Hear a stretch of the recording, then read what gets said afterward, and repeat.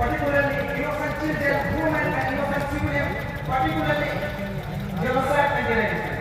It describes the Holy Land, holy mosque, still viewers, children, women and innocent civilians, bombard countless houses, shops, mosques, schools and even hospitals.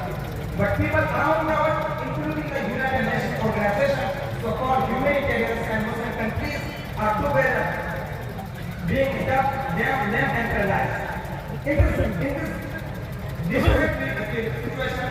people have different opinions, different points of view, and different thoughts. The wise become fools, the strong become weak, the holder of security will become assistant to the murders and tyrants and fear. The strong becomes fictitious,